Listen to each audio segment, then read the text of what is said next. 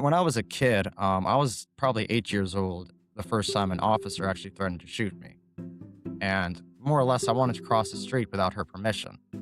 And when I went to go across the street, she told me, if you take one more step, I'll shoot you. And when I challenged her on this, what ended up happening is she said something along the lines of, I'll just tell him you went to go reach for my gun and everyone will believe me, even your parents.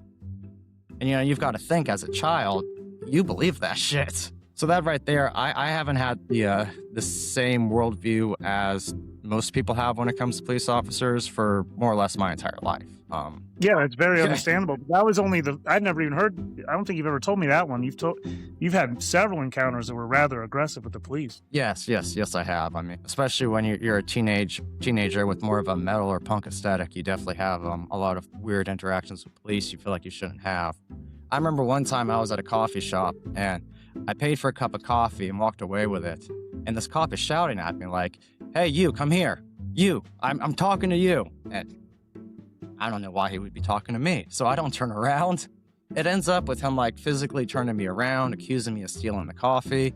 And if I wasn't in a coffee shop full of punks and goths who were actually willing to stand up to the police officer, I don't know, I may have been drug outside and arrested over a $5 cup of coffee I paid for. So yeah, my life is riddled with story I haven't experiences heard of. like That's that. dude. How many interactions have you had like that with police?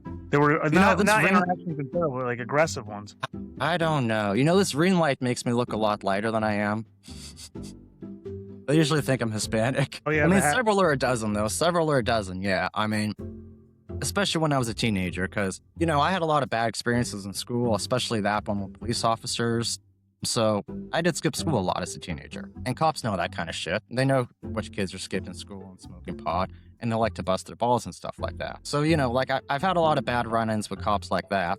I think I've told you about this one, where this one cop who was mad at my friend about a physical altercation they had before, he had caught us after we had smoked weed.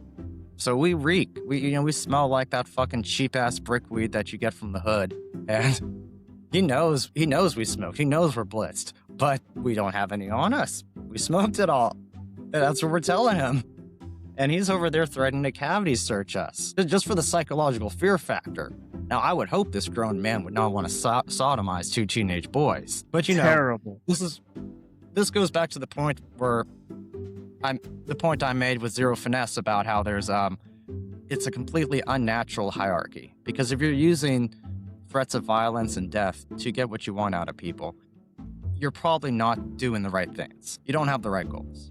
I mean, how many people have been, it's a common argument, but how many people have been shot or thrown in a cell for their entire life, all over a little bag of weed? And sure, when I say little bag, I may mean a few pounds, but no one's dying off that.